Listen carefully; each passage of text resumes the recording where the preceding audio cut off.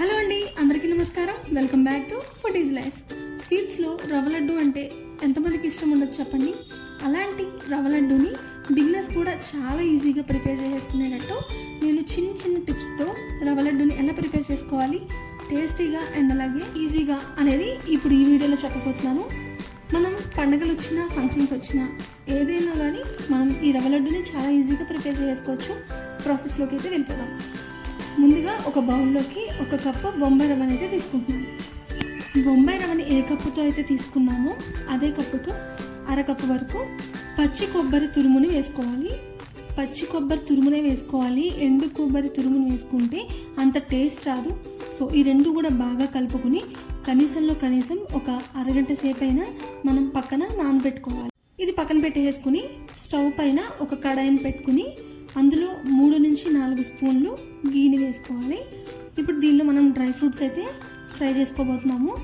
నేను ఇక్కడ జీడిపప్పును వేసుకుంటున్నాను. మీ దగ్గర కిస్మిస్ ఇంకేమైనా డ్రై ఫ్రూట్స్ ఉన్నా కానీ వాటిని కూడా వేసుకుని వేయించుకోవచ్చు. వీటిని లో ఫ్లేమ్లో స్టవ్ పెట్టుకుని కలర్ చేంజ్ అయ్యేంత వరకు, మంచి అరోమా వచ్చేంత వరకు వేయించుకుని పక్కకైతే తీసి పెట్టుకోవాలి. ఇప్పుడు ఇదే ప్యాన్లోకి మనం అరగంట నుంచి నానబెట్టుకుంటున్నాం కదా, సో ఆ రవ్వనైతే దీనిలోకి వేసుకోవాలి.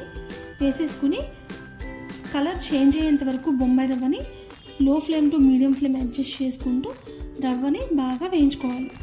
ఈ రవ్వ వేగే విధానంలోనే మనకి రవ్వ లడ్డు టేస్ట్ అనేది డిపెండ్ అయి ఉంటుంది.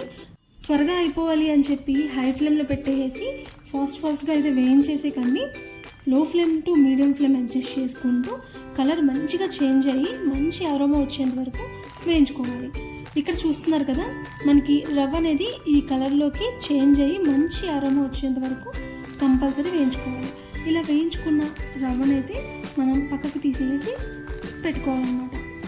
ఈ రవ్వ వేడి తగ్గి చల్లారే లోపల మనం ఒక ప్యాన్ పెట్టుకుని స్టవ్ పైన అందులోకి 1 కప్పు వరకు పంచదారని తీసుకుంటున్నాం. రవ్వనైతే ఏ క్వాంటిటీతో తీసుకున్నామో అదే క్వాంటిటీతో పంచదారని కూడా తీసుకోవాలి. ఇప్పుడు ఇందులోకి 1/2 కప్పు వరకు వాటర్ని అయితే పోసుకోవాలి. 1 కప్పు పంచదారకి 1/2 కప్పు వాటర్. ఇప్పుడు స్టవ్ అనేది మీడియం ఫ్లేమ్లో పెట్టుకుని పంచదార మొత్తం బాగా కలిసి నేను ఇక్కడ చూపిస్తున్నట్లుగా తీగపాకం వచ్చేంత వరకు మనం దీన్ని వేడి చేసుకుంటూ ఉండాలి. పంచదార వన్స్ బాగా కరిగిన తర్వాత ఒకసారి ఇక్కడ చూస్తున్నారు కదా, ఇలా తీగ పాకం వచ్చేంత వరకు మనం పాకాన్ని వేడి చేసుకున్నాం కదా. ఇప్పుడు ఇందులోకి పంచుకున్న 3-4 యాలకుల్ని వేసుకున్నాను. మీ దగ్గర యాలకుల పొడి ఉన్నా కానీ యాలకుల పొడి అయినా కానీ వేసుకోవచ్చు. ఇప్పుడు స్టవ్ని ఆఫ్ చేసేసుకుని ఇందాక వేయించుకున్న బొంబాయి రవ్వ కొబ్బరి ఉంది కదా, సో దాన్ని ఈ పాకంలోకి అయితే వేసుకోవాలి. ఆ పైన వేయించుకున్న డ్రై ఫ్రూట్స్ అన్నీ కూడా వేసేసుకుని వేడిగా ఉన్నప్పుడే బాగా కలిపేసేసుకోవాలి. పాకంకి రవ్వ బాగా పట్టేటట్టు మొత్తం కూడా బాగా కలిపేసేసుకోవాలి. ఇక్కడ చూస్తున్నారు కదా, ఇలాగ మొత్తం కూడా పాకంతో బాగా కలిసిపోయింది కదా. ఇప్పుడు దీన్ని స్టవ్ పై నుంచి తీసేసి మనం చేతికైతే గీ కానీ ఆయిల్ కానీ అప్లై చేసుకుని చేతి నిండా కూడా ఇలాగా మనం ఉండలైతే కట్టేసుకోవాలి.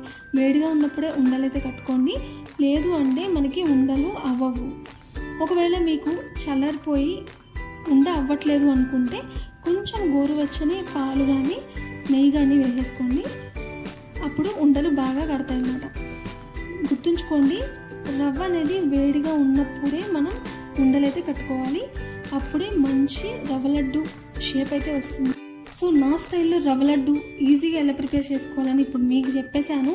సో ఈ వీడియో చూసారు కదా, అకేషన్ కోసం వెయిట్ చేయకుండా ఒక్కసారి కంపల్సరీ ట్రై చేయండి, టేస్ట్ చేయండి. ఎలా వచ్చింది అనేది కామెంట్ సెక్షన్లో కామెంట్ చేయండి. మీ ఫ్రెండ్స్ అండ్ ఫ్యామిలీ మెంబర్స్కి కూడా షేర్ చేయండి ఈ వీడియో. ఫైనల్గా ఈ వీడియో కనుక మీకు నచ్చినట్లయితే నాకు ఒక లైక్ వేసుకొని నాకు కొంచెం సపోర్ట్ ఇవ్వండి. అండ్ అలాగే నా ఛానల్ని సబ్స్క్రైబ్ చేసుకోండి.